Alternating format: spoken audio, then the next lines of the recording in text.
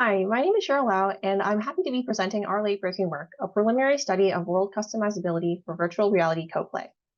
Co-play is a general term for co-located play where players work together towards a shared goal. This encompasses physical and virtual co-location. Research on customization in virtual worlds has shown that the ability to customize avatars and virtual objects increases feelings of ownership and self-expression. We are motivated to explore how customization affects creativity when participants are co-located virtually in a VR scene. In our study, participants acted out improv prompts with a partner in VR. We recruited teenagers to participate in pairs because of their familiarity with multiplayer online games.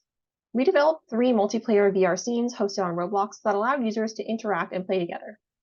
Across conditions with different levels of customizability, participants could scale themselves up and down and duplicate existing objects from the scene. In the condition with no customizability, participants could only grab and interact with the existing props in the scene using basic controls. In the condition with limited customizability, the participants were able to change the colors of props in the scene in addition to the basic controls. This was achieved by tapping the objects that they wanted to recolor onto different colored blocks.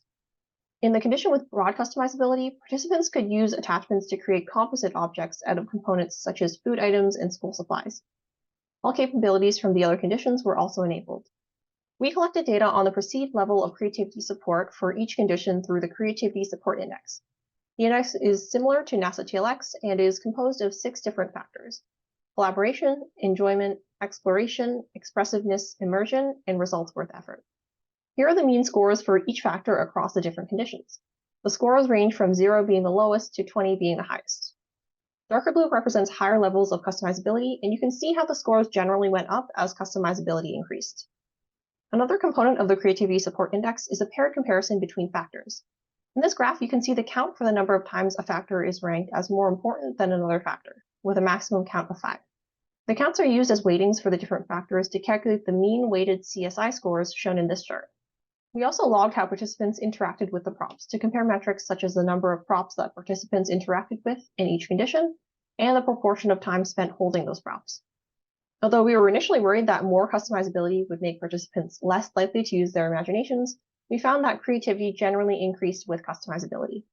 Future work may focus on the intent behind specific behaviors, such as picking up props and its connection to creativity.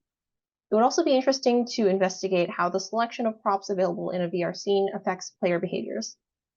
For additional details and experimental results, please see the accompanying paper.